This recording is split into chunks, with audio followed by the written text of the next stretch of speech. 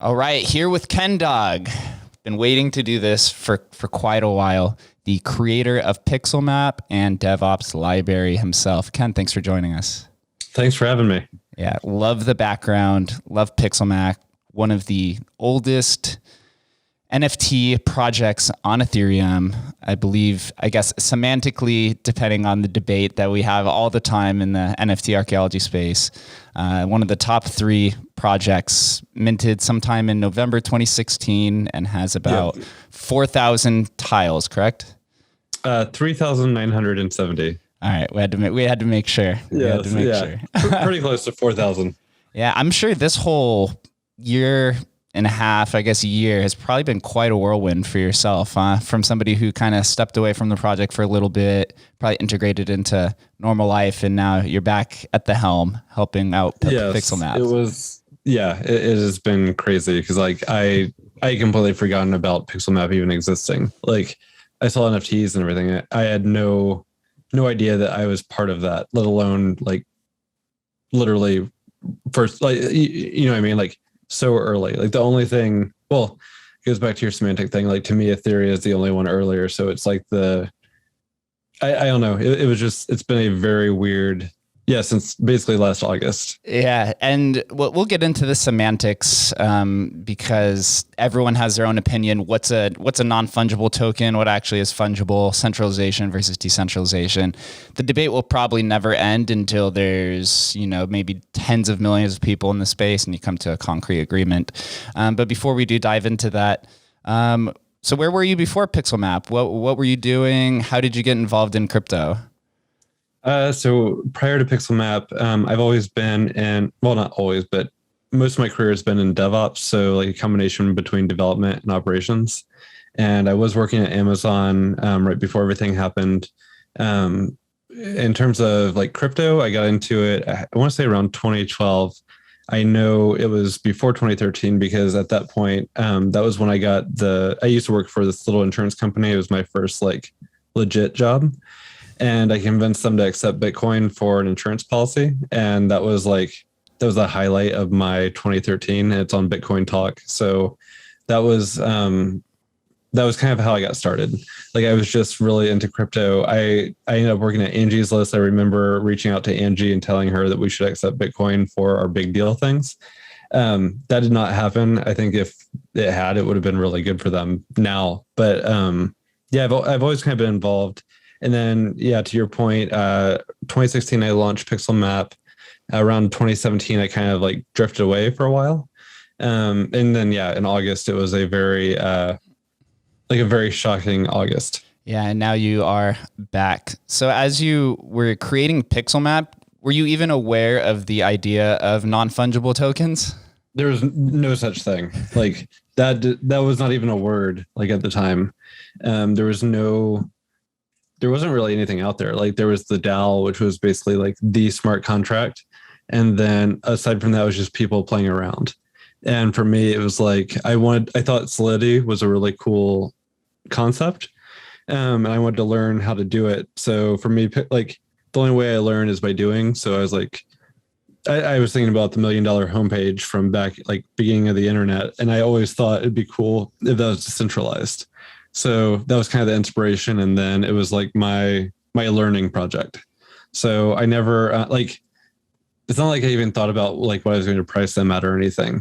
Like, I was looking at, it seems like 2ETH was what everyone did. Like, if you're launching a new project, you're just like, I'll just list everything for 2ETH.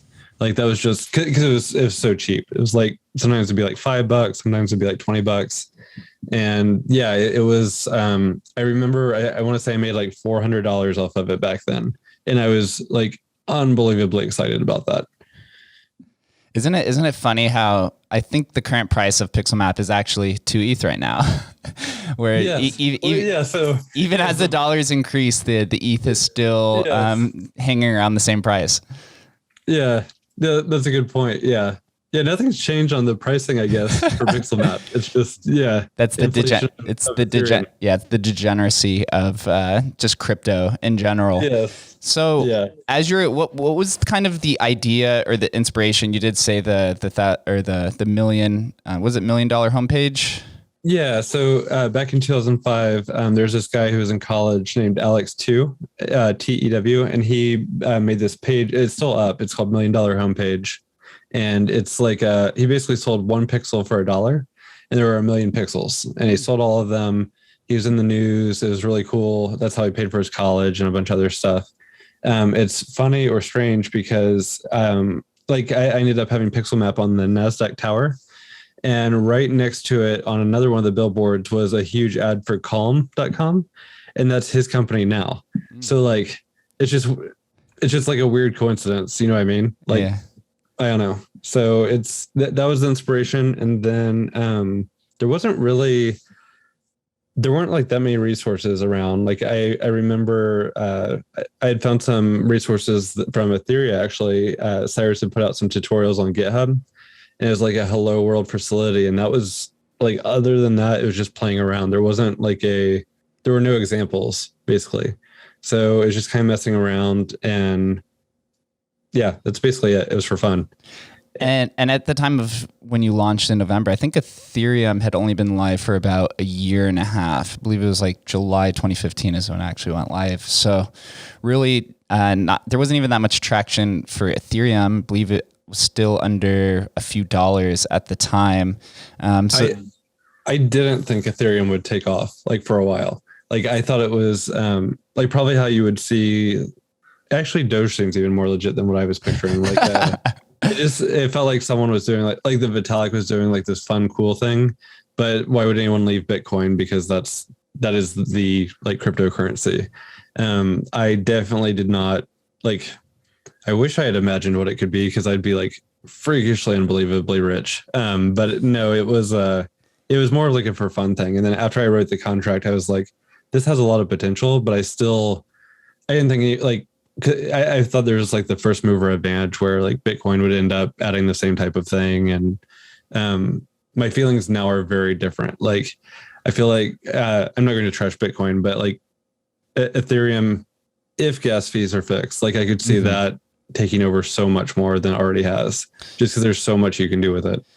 Did you have any prior experimentation with other blockchains before diving into Solidity on ETH? Just like trying to mine very unsuccessfully. Like I tried to mine Bitcoin, tried to mine Ethereum.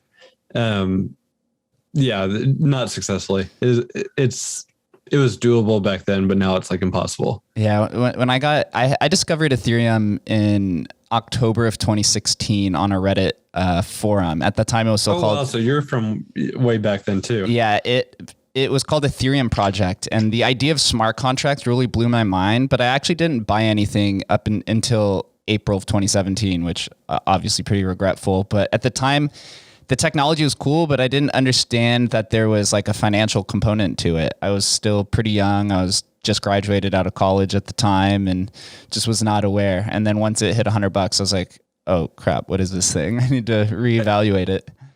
I have a lot of, there was this guy that did a presentation a long time ago that I went to, and he said like, whenever you have an idea, always email it to yourself and like store it in a folder.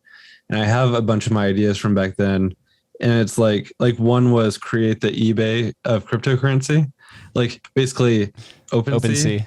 And I remember thinking, and this was, I think the email's from 2016. And I remember thinking, if I did it completely decentralized, there's no way I could ever make any money. Mm-hmm. So like, it'd be a huge, like, there's no money in building something like that.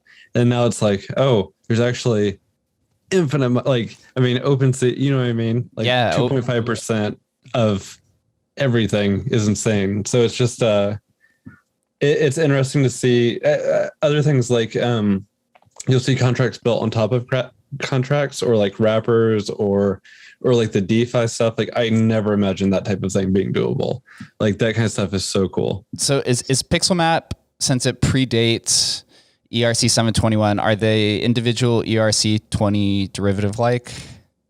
I was before that standard too. So it's like its own little weird mutt. I had, you can buy and sell them, but the part that, the reason why you end up wrapping them is basically when I wrote it, my thought was if you're trying to sell a tile to someone, you just want to sell it. You don't care who you're selling it to. So you can list it and then anyone can buy it. And the biggest difference that like ERC721 adds is you have the ability to transfer it to a specific person or list it for one person. So you have to have that in order to do things like auctions or anything that OpenSea does. So like the wrapper ended up being just it's really cool how it works, but it's very strange. Like you basically have to buy from which I mean, all wrappers are like that. You're buying from yourself to wrap it. Right. I also was freakishly lucky because back then when like people were writing these contracts, you could use tx.sender or message.sender. And to all of us back then, they were identical. Like there was no reason to use one or the other. I chose message.sender. And later on, what that ended up meaning for like nowadays is it's until Ethereum changes, and it actually might, but there's no way to wrap it if you did TX sender, because a wrapper is a contract owning the thing essentially. And you cannot, a TX sender right now can only be a wallet address. It cannot be a contract. So there are so many things like that where it's like, I was just freakishly lucky. Like it was a 50-50 and I chose the right side. So I know you mentioned about transferability. I know one of the semantics is that some of the NFT projects that predate you are non-transferable. And I think some of your comments have had like a hard line or a hard stance on this. I was curious if you'd like to discuss kind of the idea behind that. Sure. And I'll try to be like peaceful and like not aggressive about it. Cause like, it's funny because everyone in the space, well, it's crazy too. Cause like prior to August, I wouldn't have cared whatsoever. And then like later on, once you dig into it, it's like, oh, I really care about these things. And I do. So the one for me, so I'll use like Terra Nullius as an example. And this is not like, I'm not slamming anyone or anything.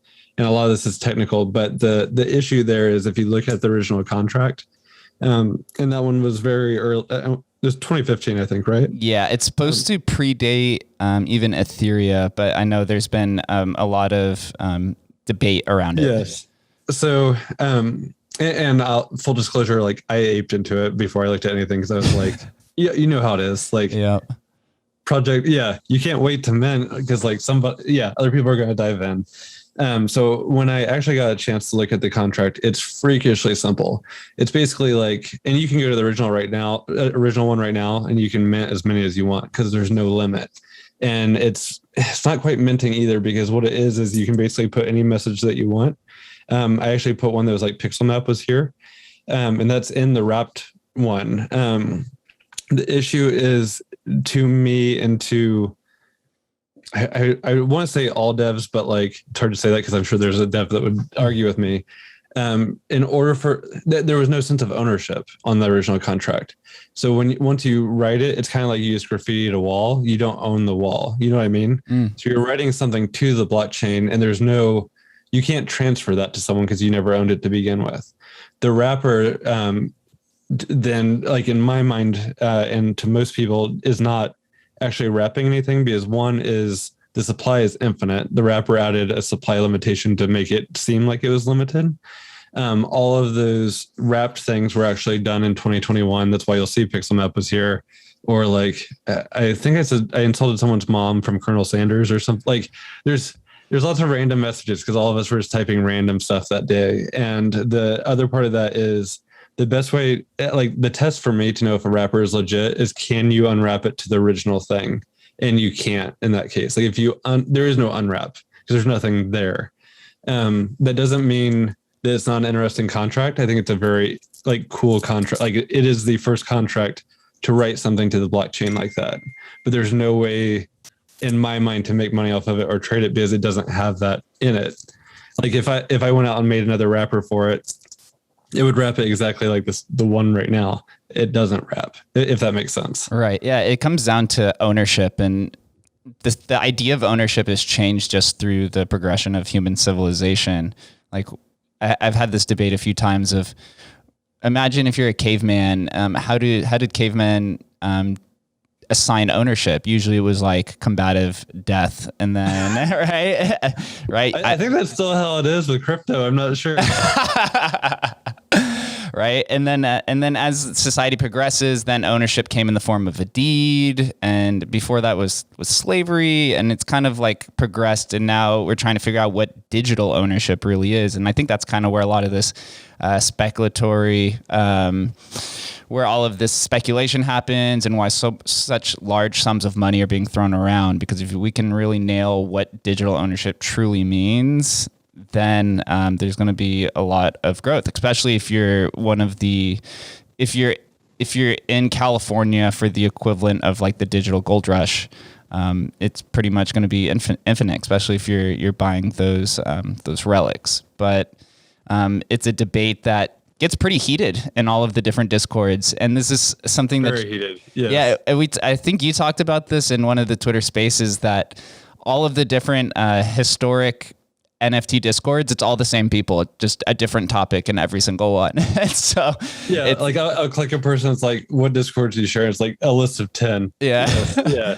And so it's just the Discord is just the different topic, and then it gets heated because then it's not. Sometimes it doesn't become a debate about the token. It just becomes like a personal vendetta between one another, and then nothing ever really gets done. I actually, yes, it's funny because I actually just had someone reach out to me today to ask my opinion. It was about not Mooncats, Crypto Cats, because they have a V1, V2 like that. I think they only have 2 contracts. I can't remember. I believe there might be 3. I know there's 3? Definitely one before. Yeah, there's at least there's more than one for sure. And they're asking me because they had proposed like this idea of how to like reunite the cats. Like their mission is like, I feel bad that these kitties are like separate from each other, and they don't have like the background or anything. And that's one of the parts for me. And this part's interesting with crypto too, because everyone has their own opinions or like feelings about all these different things. And for me, like I would say I'm probably a very hardcore technical maxi, in terms of like what's on chain is what I care about, or like what the contract says. And the only time that I drift away from that just a little bit is when I know, like if a project, like I know the creator of a project. So if I say like CryptoCats, for example, or if I talk about Ethereum or like any of the ones that have like the multiple contract issue, thankfully I do not have that. But when I look at it, like I will see where the devs like back then in like 2015 or 2016 either like presented at DevCon or they presented at like whatever conference. And from that point till now, it's always been like, it may be the second one that they released like an hour later or like a day later that was their official one. But for me personally, it's like and I know like respecting someone or like I know that is not a blockchain thing, you know what I mean? Because it's not technical. But for me, I still I put weight on the creator of something. Like if whoever created it, if they have like 3, I always go with this is the one that's legit because that's the one that they intended to be legit. And that's not a technical thing. But yeah, the issue with the crypto cats, like I basically explained, like I probably wouldn't want to reunite them either if I were the creator, but your heart's in the right place. Like I understand it's just very interesting. And like, to your point, there's so many with these like historical NFTs, there are so many things like this. There's so many stories that are just, where you really have to dive into them. Yeah, there's a handful of the V2 versus V1, and it seems like the community has also agreed with your opinion to go with whatever the creator goes with. And the biggest example is CryptoPunks, where there's a V1 and a V2 contract, and the V2 is massively more successful. V1 has some exploit in it where the person can, I think, sell it. Like front run or something. Yeah, they can they can like resell it and then retrieve the funds, or there's some sort of loophole of that derivative. And then Ethereum is another big one, which I think then pivot the V2 is now called Blockpot or Blockpots or something like that. Plots. Well, that one, like, and I hate even talking about it because I actually I really like. There's so many people that I like that are on all these different sides of all these different things. But like the Black Plots one, that makes me so, I hate it because like to me, it's very wrong to take someone else's code and project and rename it and then try claim that yours was first when you didn't write any of the original. You know what I mean? Like it just, it's not as bad for me because it's not mine. But like if I saw like Darth PixelMap, I would be like, I'd be so ticked off. So, and I even saw like some people were doing, remember when Ethereum forked and it was like, there's Etsy and then like TrueEth. There were even people that were trying to launch stuff like on Etsy nowadays, where it's like, this is the real one before Ethereum forked. And it's like, no. Yeah, that's the excavators. I know this. Well, since it forked, Ethereum would be on that, right? I believe so. And there should be a Darth PixelMap too. Yeah. Like all of them from back then, there should be a secret hidden, running on like 10 nodes in someone's basement somewhere. Right. We'll probably see it vaulted on Emblem Vault and sold on OpenSea sometime in the future. Speaking of that, I was actually recently wrong in an argument because I had seen, like all the counterparty stuff that's been coming up. And I had seen a lot of them where like a lot of people aren't aware that like in the metadata for OpenSea, you can put whatever you want. And it's very easy, especially if you're not on chain, that like you can add pictures and stories and whatever you want later on. And I saw a lot of people were doing that with like these little test tokens or like basically making them seem more than what they were at the time. So I tweeted, I was like, something about counterparty being like worth less than testnet in my mind, because I was very annoyed. And I was like, if anyone can show me proof of like where they stored something on chain. And then like the person that made Olga, which I hadn't heard about, reached out to me and then showed me. I was like, oh, I apologize. Like there's legit stuff there. So it's not, I don't know. You just always like find more in this space too. It's very interesting.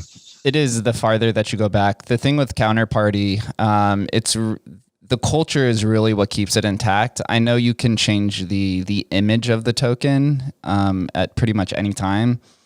So a lot of those, like the Rare Pepe community and some of those people with tests and stuff, they say the art's in the token, which you kind of have to go back to 2015, 2014, where I don't even know if IPFS existed or any of the... If it did, no one was using it. Yeah, so you have to think about like the primitive technologies, and then like I still even dabble with like, I do a lot of like the Namecoin stuff in that community, and it's always the debate of like, is a domain a NFT or like an expired one, but ENS is considered one. Vitalik calls Namecoin non-fungibles and all these different things that happen. And so it's that semantic debate that it just depends on what people find value in. And honestly, I think a lot of the value is just the journey of digging. Yeah. Yeah. It's very cool too when you see like, the digging is cool. It's just interesting. And it's weird. Like, I would have never imagined that like my chats and stuff from 2016 would get like dug up. Like I had so many stupid conversations and they're just like immortalized. It's like, what horrible conversations am I having now that like in 5 years are gonna be like, this is what he was talking about. You know what I mean? Yeah. It's just a weird, anything with crypto just seems to last forever. So when you launched PixelMap back in November of 2016, was there any traction to start? Were there day one minters? What was that experience? No, there's definitely no day one minters. Though I posted it on Reddit and probably Bitcoin Talk somewhere and a few other places. And then I would have, I'd have like people randomly every now and then would buy one. And the thing that I was really upset, like depressed about basically back then was I made it and they were $20 each around that. And I thought I could sell quite a few. And I ended up selling like about 20 or 30, but like right after Ethereum went up a decent amount and they ended up being like $100 each. I'm like, no one's ever going to buy them now.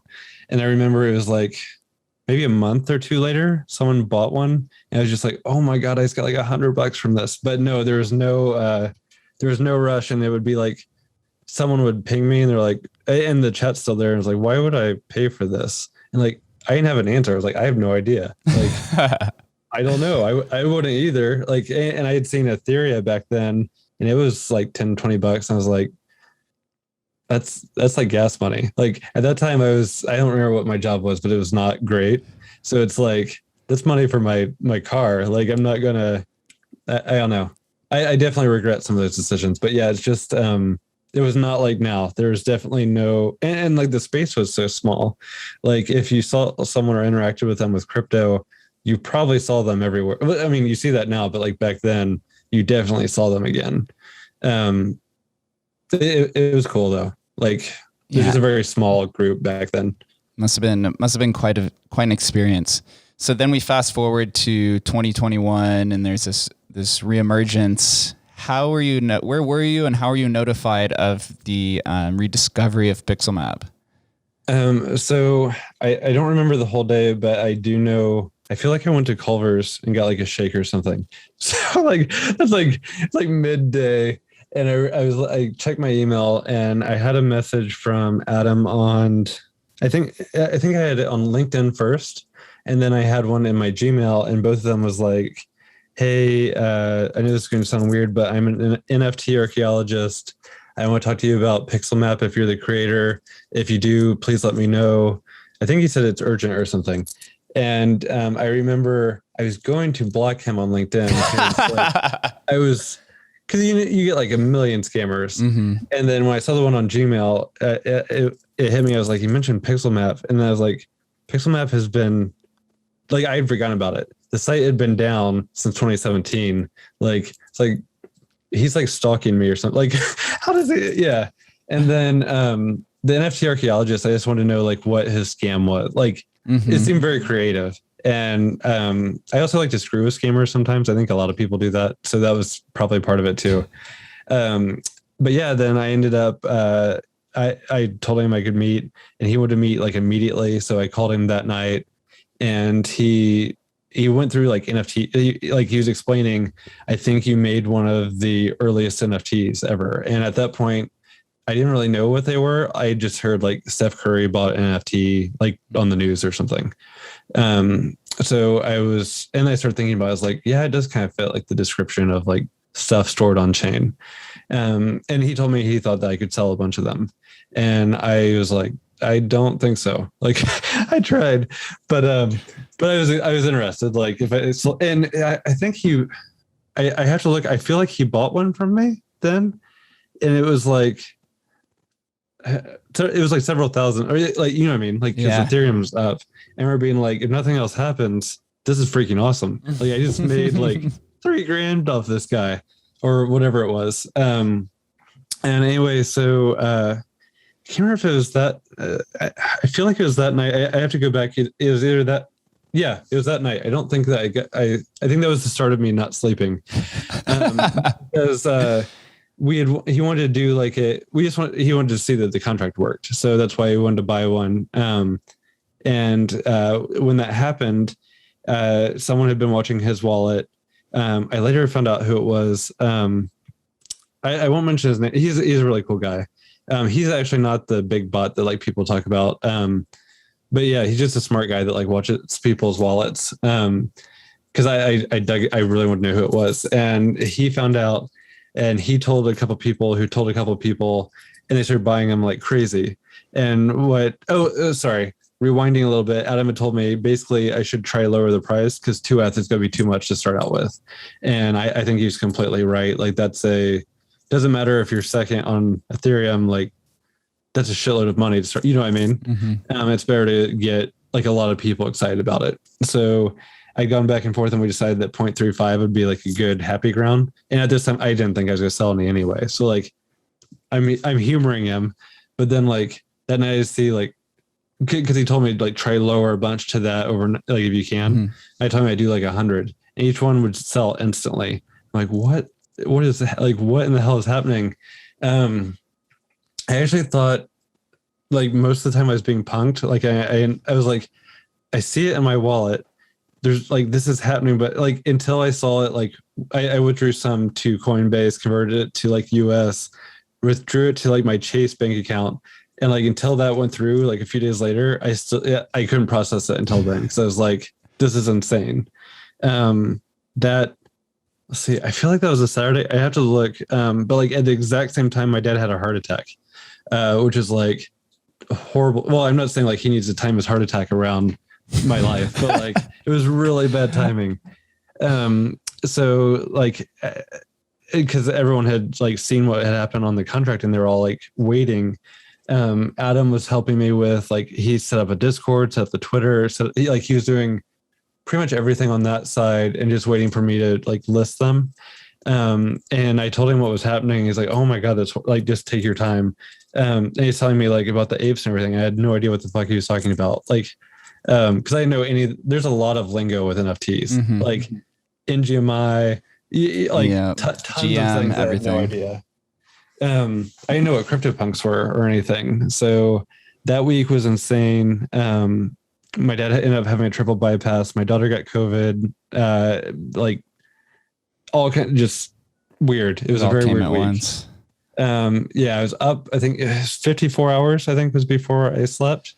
Because I looked. Because you can look on the blockchain and see like me doing it nonstop. I taught my partner how to basically like to lower the price. I had to buy it from myself and then like lower the price. And I taught her how to do that because I needed someone to keep doing that so I could code, like automate it. And she kept saying like, the transaction doesn't go through. And I was like, anytime it doesn't go through, just raise the gas by like 20 and do it again. And like, I didn't even understand that like each time a transaction didn't go through, I was getting screwed. Yeah. And like, finally, she's like, hey, I know you said just to keep going up, but like this says it's going to cost $800. And I'm like, wait, no, like stop. Like, you're right. Like, so it's just it was very crazy. And I had all kinds of just weird things. Like, I know this is kind of boring, but like, I even had, when I wrote the contract, I part of it I did where when you set the price, it's in GUI or GUI, I don't know how to say it, GWE. Yeah, however you say it. Yeah. And like, I would get so freaking tired. And then I would do one and I was like, oh my God, I sold 3 for like 1/1000th of a penny, like, or 2 billion. So, you know what I mean? Like, it was just things like that. And then there was this person, and this was so crazy, reach out and was like, hey, I noticed that you sold this for blah. Just want to give it back to you because I'm sure that was an accident. I'm like, it was just very weird because like you're looking at people doing something like that where it's like multiple thousands of US dollars and they're just like, here, I know you messed up. Like, it's just things that I came from back in 2016 where like no one was doing crypto. And then to see that there's like good Samaritans, there's like evil bots, there's there's the whole spectrum is there. There's actually a ton of generosity, a ton that happens. There are a lot of scammers, but I think the internet is inherently a good place, especially in crypto. The like WGMI is kind of a meme, but the ethos of it definitely protrudes through the rest of the communities. Yes. Yeah. As long as you don't like accept a DM after asking for help with like a wallet, you're basically good. Yeah. Yeah. The social engineering attacks are pretty wild to begin with, but it's cool. Even as you said, a lot of the story is boring, quote unquote your words. So not me saying that for you. It adds to the story because with historical NFTs, I was explaining this last night to somebody. With historical NFTs, it's all about storytelling and the narrative, whereas the newer projects, it's mostly like branding and hype cycles. And so your story adds a lot of importance to the value of every single token that exists within PixelMap, which is inherently very exciting, especially that you are a public figure. You're out in the open and not anon, where I believe most of the historical NFT devs are actually pretty open about their image. Yeah. Yeah. It's, I don't know. Like there's so many, I'm kind of rambling at the moment, but I'm just thinking like, there's so many weird moments. This is sort of unrelated to what you're saying, but I'm just thinking about like the very first few days that all of this was happening. I had, there was one tile that I like when I say 3,970 tiles up until 2021, I thought there were 3,969 tiles. And I'm the one that created it. And I found out there was one more that was not on the map because my for loop I had screwed up and I had blanked out on my for loop search at 0, not 1. So I was off by one number and there's one invisible one. And I remember that first week, Daryl Morey, the president of the 76ers, he bought it and Adam told me about it. And that was just like the weirdest thing in the world because you're not thinking like you just have like a normal job and everything. And it's like, I'm one Kevin Bacon away from the president of the 76ers. Yeah. It's a really weird. Yeah, he's actually a pretty large investor in historical stuff. He's also like an egg holder, and he's in Adam's Discord pretty often as well. He likes to take those asymmetric bets. Which tile? What's the tile number of that invisible tile? 3,970. And 70. And if you hover over the very bottom left corner, it's there, and he has an image on it. You just can't see it. Like the little square will light up, and you can click it. He his collection is insane. Like he has one of, like, if there's an NFT, he has it, like from a historical perspective. He's got everything. He's smart. And we're starting to see a lot of these larger players, a lot of founders, entrepreneurs, and like traditional investors getting into historical space. Recently, Matt, I think his last name is Kalish, the co-founder of DraftKings, has been diving. Oh my gosh, that's cool. Super heavy into, like, he bought an FD card for 100 ETH. He bought a Blockhead and Twitter Egg. And so he's starting to go down this way. And you're starting to see the difference between these older projects and the newer ones and the different crowds. The newer ones are a lot like pop culture, like flippers, kind of like sneakerheads. And the older ones starting to get into like the investor collector realm. Just taking a little bit of time because it hasn't really translated too well to the auction houses yet. But I think it will once those people start getting on board with it. Yeah. Every now and then one of the old ones gets on Sotheby's or Christie's, but yeah, it's not as much as it is weird because like I tweet about it. Like I look at OpenSea, and on average I see 30,000 new NFTs every day, and it's like, I mean, right now everyone is so stoked about NFTs, but like 99% of them are going to end up being worthless unless you legitimately like the art and you're just like keeping it. But it's different for the historical ones in terms of like ignoring crypto skulls because it mooned like crazy, but like generally the floors and everything, or like the prices people are willing to pay seem more stable, and there's more of like a solid floor. Like it's not the same as like the newer ones. I'm not saying like you can't make, like Wolf Game, for example, made like a lot, infinite money, I'm sure. Yeah. But it's just so hard to stand out. You just have to find a way to stand out. So here, it's very tricky. Let me get your take on this, because I've started to see now a lot of NFT influencers getting triggered by the quote unquote historical NFT space. As somebody who was getting coffee and then found that your project was rediscovered, you've made some money and now you get to work on PixelMap again. Some of the people that I saw criticizing the space was saying that we're basically like digging other people's trash and pumping like worthless stuff. But I kind of see it as we're giving founders a second chance to bring back to life the project that they feel passionate about.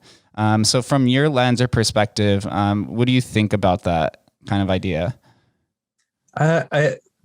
I mostly agree with the second part of that. I have mixed feelings though, because I do often see things where I feel like where it doesn't even involve the original project, for example, like where it might be someone digs up something old. It's just like a random token that they're using for testing. The dev is like, who knows where they are, and they just buy all of them, and then they slap on some metadata, some cool pictures, and then try to pump it up and then like sell it and bounce.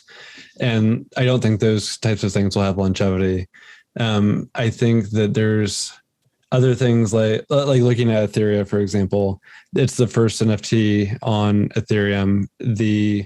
There's nothing can change that. Like if there's a million more that come out, like it still has that. So even if like nothing existed around it, I would still think that would have value.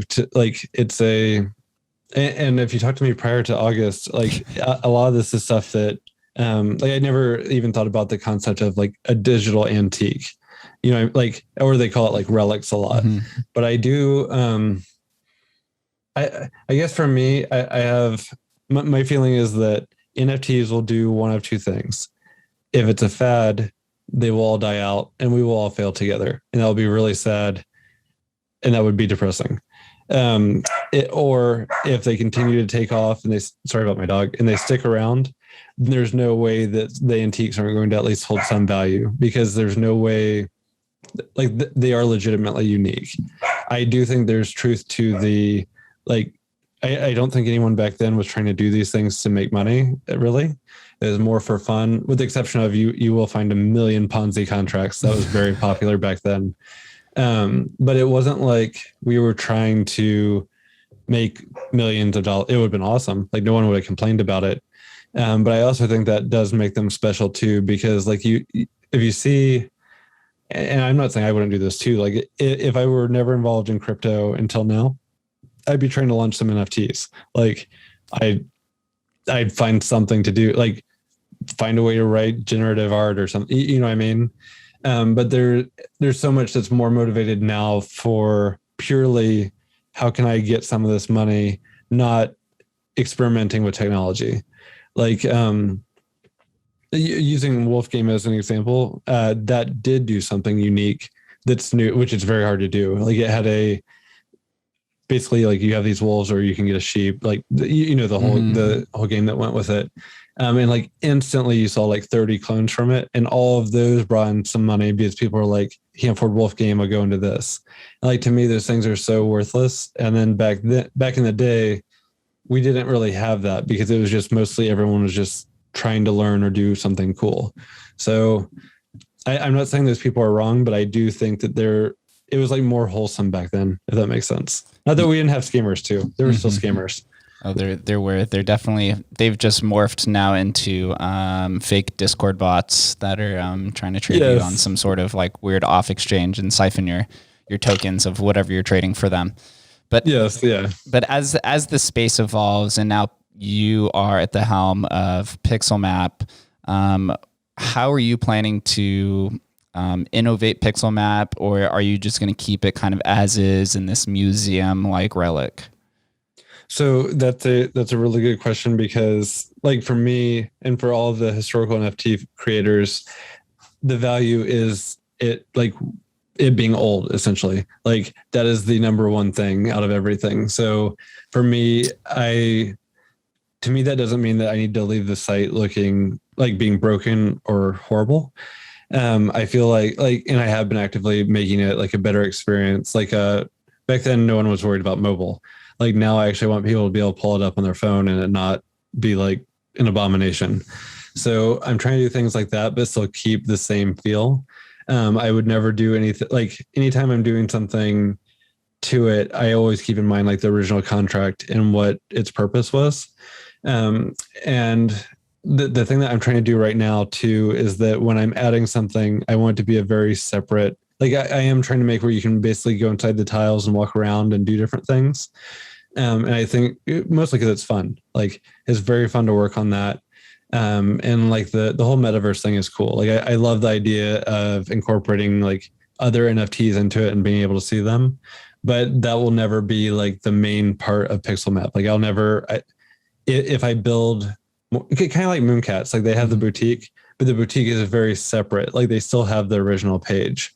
And like the only things that I've added to the original page that are a little different would be, I always wanted to add seasons to it and day and night. I even had like the pictures, I just never had it working. So for me, like I felt like I could still do that because that's what I wanted to do back in 2016. So it's mostly, for me, it's about preserving what's there, but I'm still trying to add things just because it's fun. Like I enjoy building. Are you the only dev currently working on it, or do you have a team with you as well? I am, sadly. So I had help for a little while, like off and on. There was a person named Dazzle that is fantastic.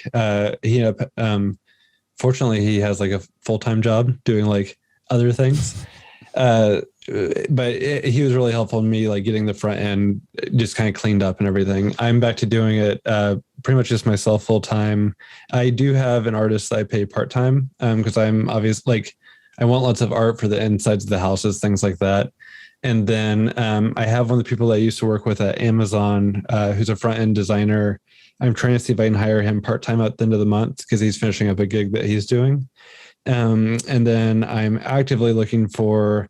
I basically want Pause RPG that's at Mooncat. Like I'm trying to find a clone because the social media part is like I spent from August till really probably December not focusing really I would tweet every so often, or like I would try, but that like marketing is not my thing. I've actually been told I could not sell a life jacket on the Titanic.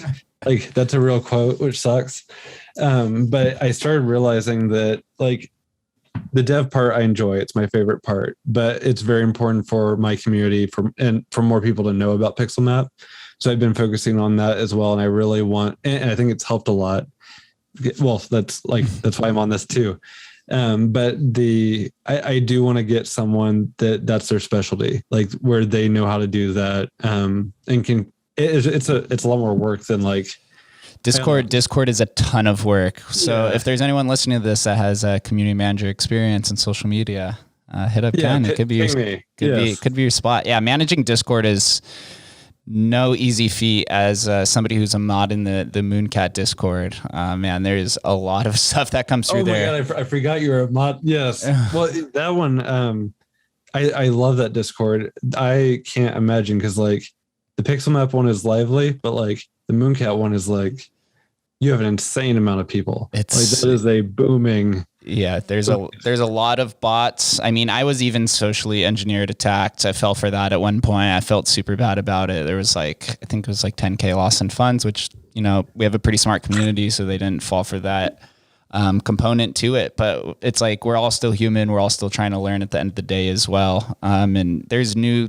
stuff that pops up every day. It's like, sometimes I'm like, I don't even know if I still want to do this at points because something's going to get siphoned away from me.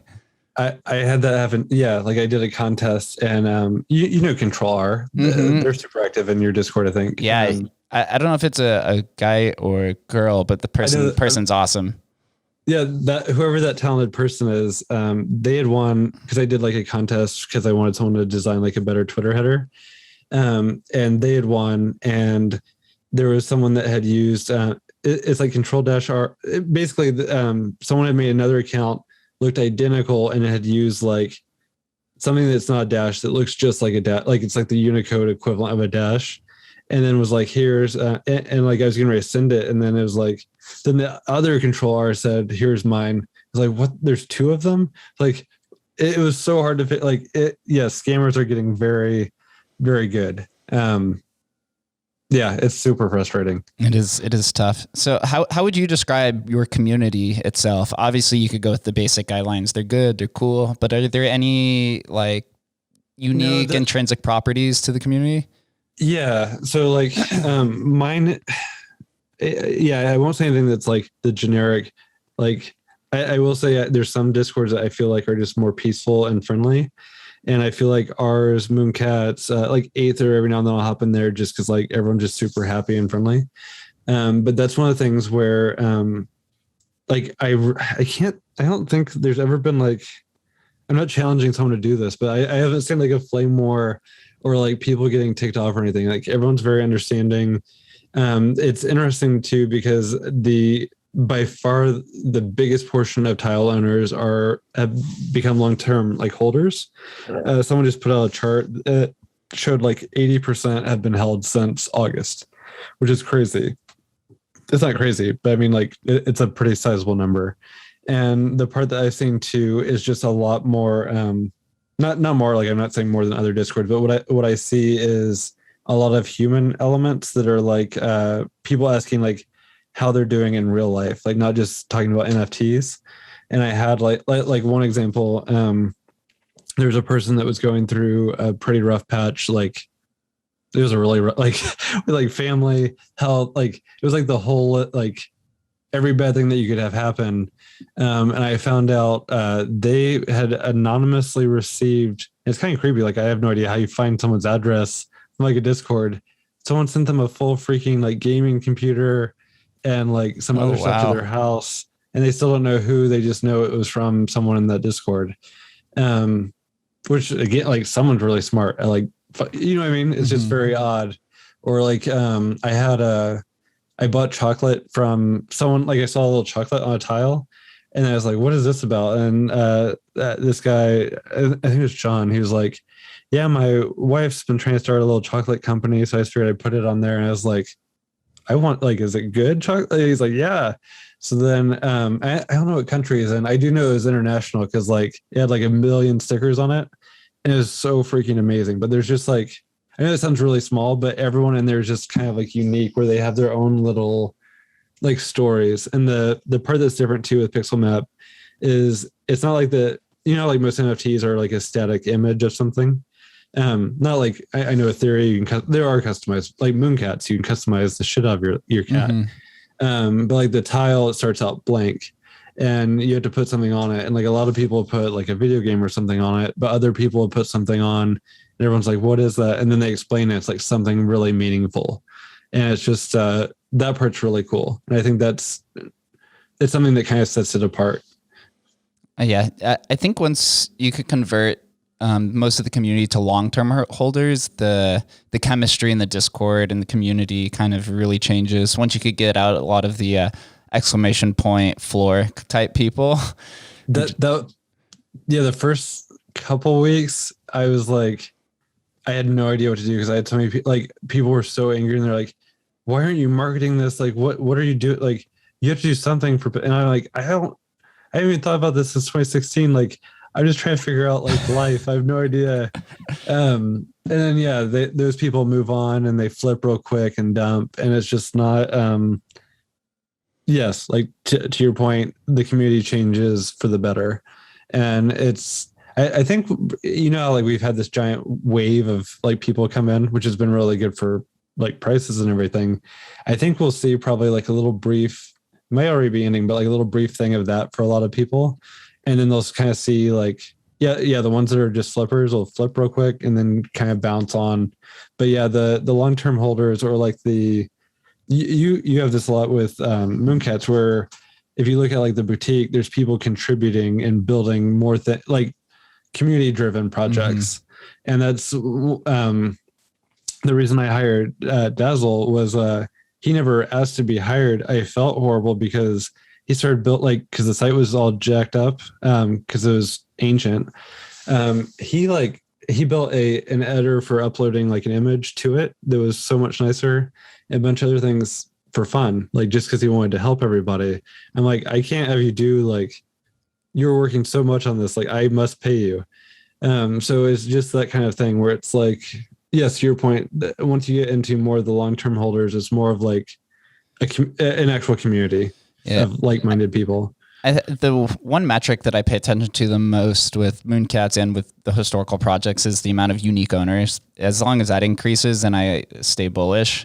We'll get a lot of price fluctuations because a lot of those people now that I'm having conversations with are moving into the historical space, whether that was through crypto schools or Gary Vee showing interest or whatever.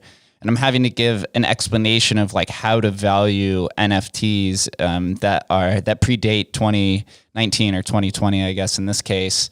And I've noticed that they try to go for rarity percentages. And I was explaining this last night to somebody that, these rarity metrics didn't exist prior to 2021. Yeah. So you have to find different metrics in terms of what's historical value, the stories behind everything. And I think that's where a lot of the fun comes in. And maybe it frustrates a lot of the profit maxis because you have to put more work in than it is just sitting and flipping PFPs or flip doodle cat ape baby derivatives.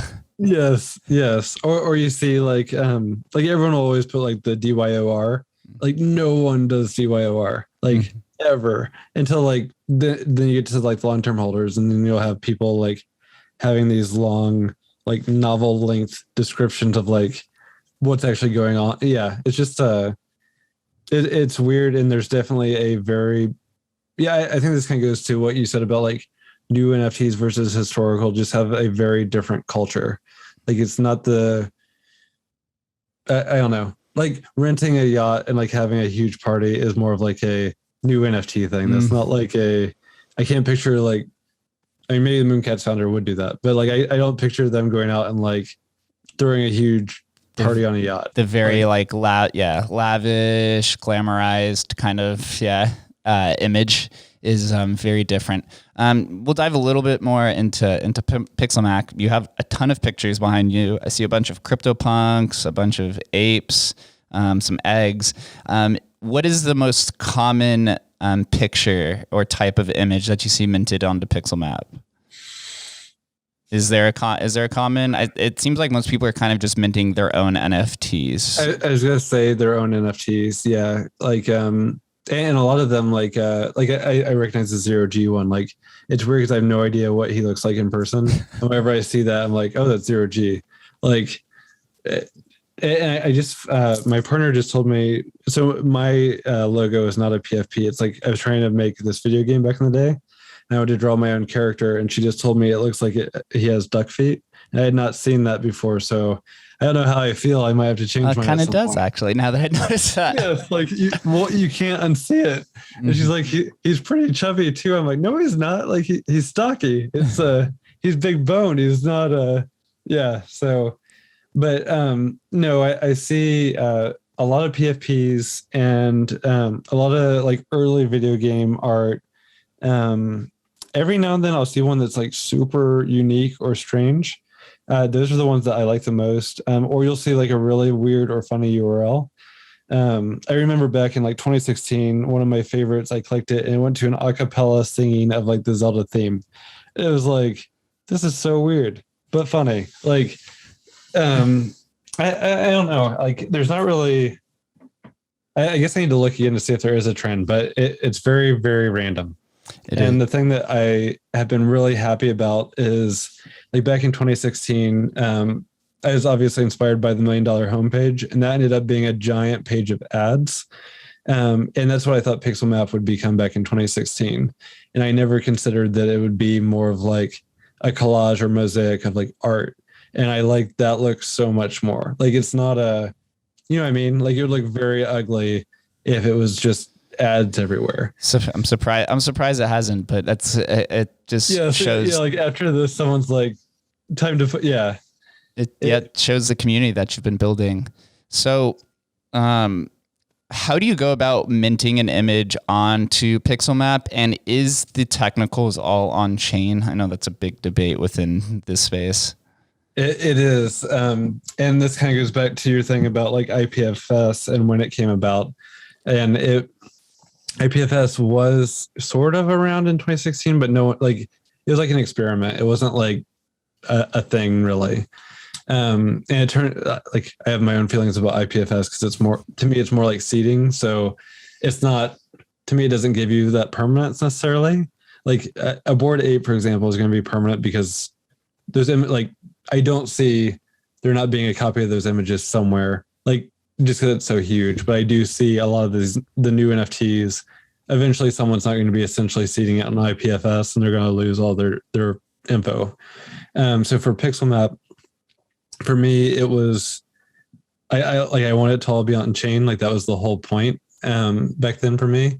And what I did was I wrote a script. So when you upload an image, it shrinks it down to 16 by 16 characters, and then for every single so you have 256 squares basically inside, and each one is stored as a hex triplet. So like you'd have like FFF would be a white square, or and so on. Basically that's how it's worked that entire time. At some point in 2021, so gas has gotten much worse since back then, and it was about $800 or more to change your tile, which is quite a bit of money. And what I ended up setting up was I had a contest with the community. Basically, it must remain on chain, but I never looked into compression like back then. It was a compression contest. Whoever can write the most efficient thing, I'll give you a tile. And there's this big contest. And what ended up winning was using, I know it's super technical, but base 91 encoding with Paco compression. And essentially what that does is it's all on chain. It's the same way, except at the very beginning, I started with a little b, like lowercase with a pound sign. And that's how I know whether it's compressed or not. And then the string itself, the way Paco works is if you're using, it's basically going to cost the amount of colors you use. Like if you had one color, it's going to be the cheapest. If you see like some people will have this little speckled, like every color on their tile, that's like they intentionally tried to blow as much gas money as they could. So like it's now down to more like if you wait, you can get like $20 up to like $150 on the worst end. So it's gotten a lot better. But yeah, it's all completely on chain.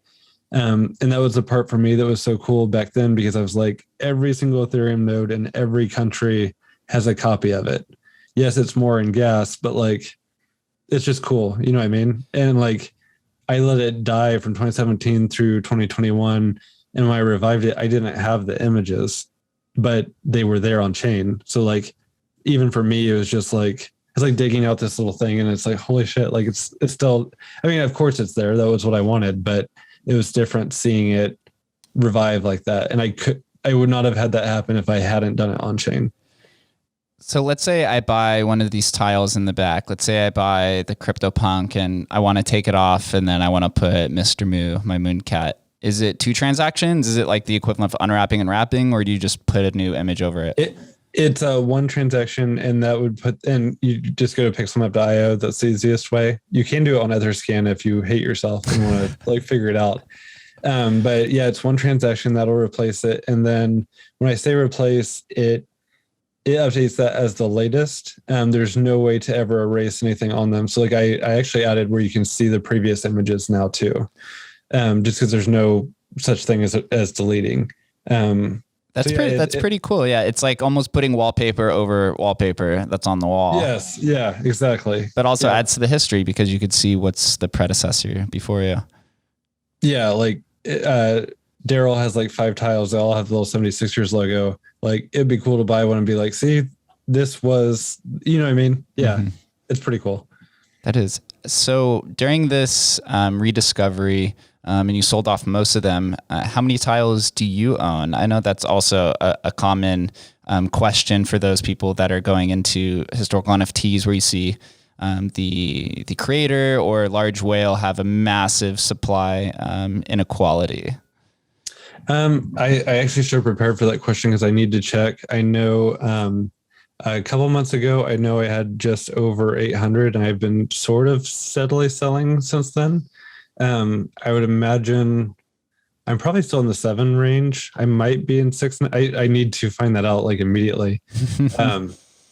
Yeah, I think I still have 700 plus, maybe 200 of which this will probably seem kind of funny, but it's like around 200. The bottom 2 rows on PixelMap, those I gave to my partner, which I know to everyone on the planet that's the same as me owning them.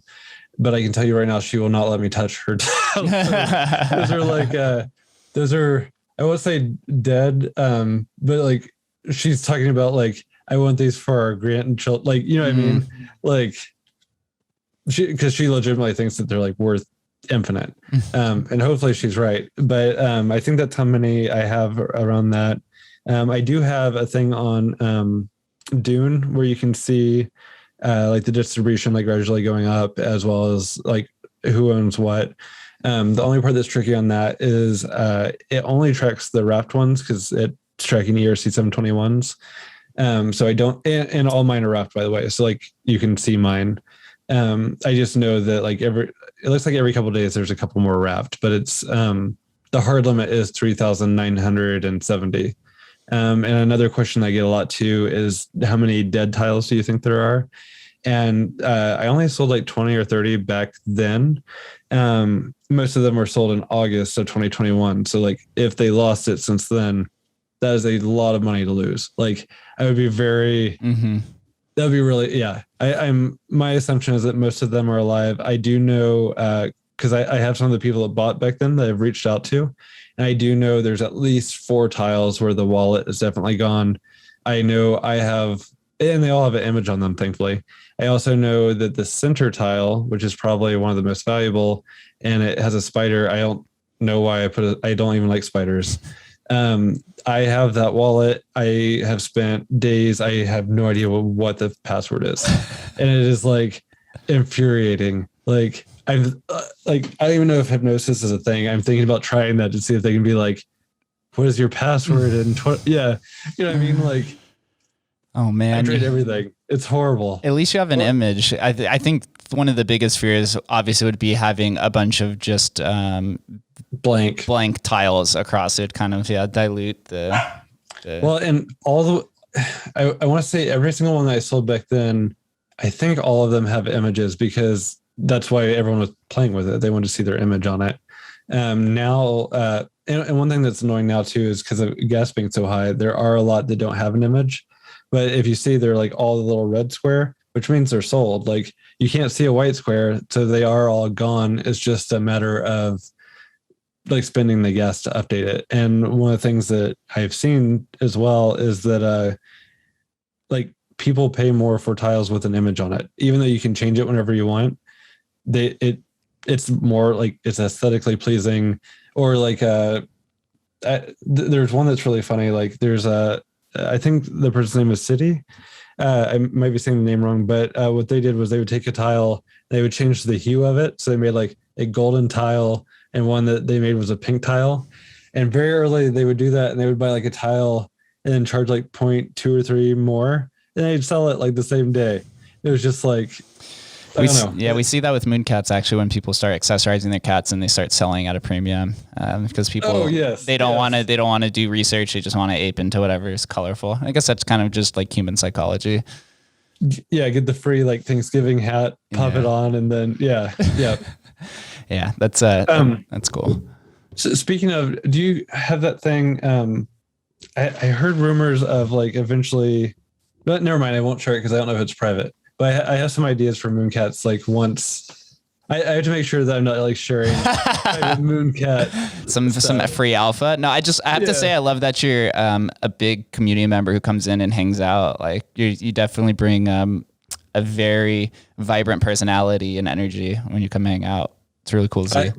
It's really cool knowing the other well, and I know like Pause, for example, is like more than social media. Like she's like the project manager now.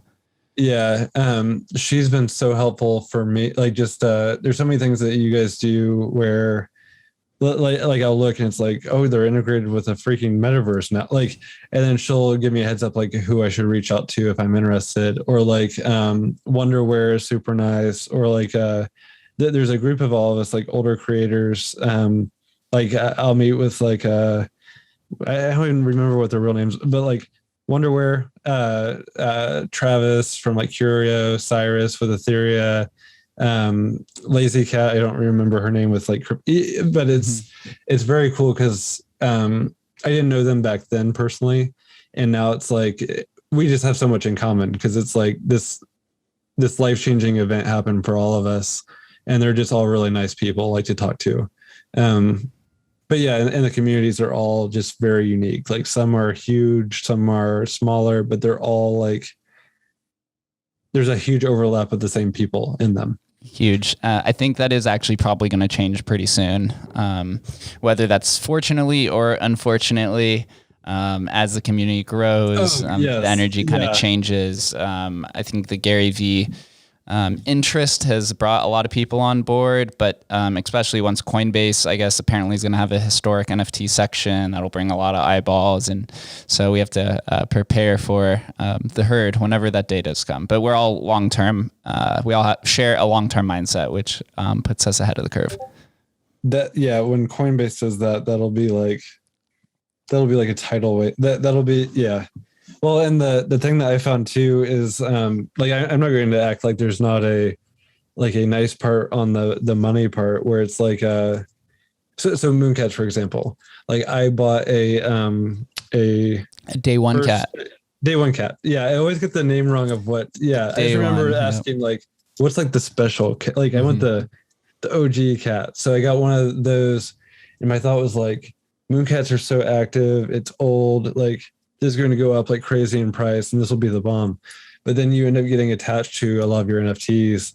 It's like, it's so weird too, because like in real life, you're thinking like I still will like, I'll use like a discount, or like it's not like I'm not going to use like a coupon or something, or like I go to Starbucks and it's like, you know what I mean? Because nothing changes in your, I don't know, you spend like your entire life in one mode, but then you have like these.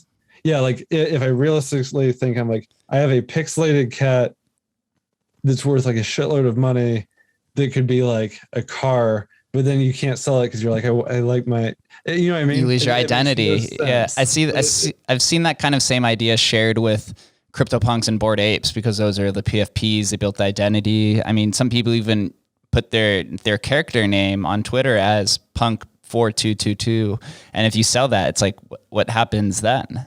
Well, like 0G, I have no idea. Yeah, like if he sells that one and then someone else is wearing that PFP, it'll be like, it would be very weird. Yeah, because I've just associated that so much. Yeah, and it is interesting, and it's kind of like I don't know. That's one of the things where I feel like I wish I could see a couple years from now, because I still don't know. I mean, like we had like the Furby. Like the Furby was popular. Everyone wanted a Furby. Now no one gives a shit about Furby because it was stupid. But like it's hard to know what it will be. And then you have things like Pokemon cards or like baseball cards where there are still collectors. And like for me, I feel like I think there will be longevity to a lot of them. And it's just hard to know. I don't know. It's hard, you know what I mean? It's hard to know where we'll go. I got one question for you before we get out of here. Yep. Have you wrote any sort of licensing agreement for PixelMap? The whole thing of IP and CCO is a hot topic. Is there anything related to that for PixelMap? I have not. I actually just saw this because I know I've seen like all the other ones have some kind of licensing that they set up. All of the source code itself for like the front end, back end, all of that, I've open sourced. I forget which GPL license. Like for me, if someone spins up another front end so you can view it, I think that's super cool. Even if someone's like spun up a different domain, I'm fine with that. I should probably figure out something for like the PixelMap logo, but like the whole reason I wanted to make it was I wanted people to truly own their square. So like everyone owns their square. Like to me, like there's no, thou doeth what you want with your square. That's not me. So I guess the answer is no, I don't have one other than everything's been open source that I can't open source. Yeah, PixelMap's a little bit different because you do get to mint it. Obviously with the name, you'll probably brand it and have some sort of relationship with that and with the integrations. But yes, I did file a trademark for the name. I forgot about that. I need to check on that. Yeah. It's funny. It's just before I have to note is that it's funny with historical projects because once it comes uncovered, you're like so behind the wave where you see these other projects have tens of millions of dollars in funding and throwing events. And you're like, I still have to file an LLC paperwork to get so that I can do everything legally. And then getting a bank account for NFT projects, I've heard is very tough as well.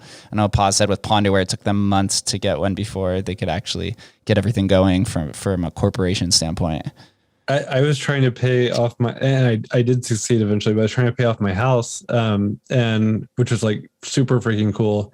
And the first time I tried, like Chase was like, no, because this comes from a crypto source. I'm like, money is money. Like, So then it's like, well, as long as you transfer it to a different bank and then transfer it back, then you're good. It's like, okay, like, I mean, and like, how do you segregate like? Here's my Amazon money. Here's my, it's just weird. Everything's kind of, and then like taxes is going to be terrifying. So I've got to figure out like, I don't know. I don't know where I live in Indiana. There's not going to be a lot of tax advisors that are going to know NFTs like where I live. Like that's not going to be a thing. I think it's going to be an issue for a long time until the technology really catches up. Are you working on PixelMap full time, by the way, now? Oh yeah.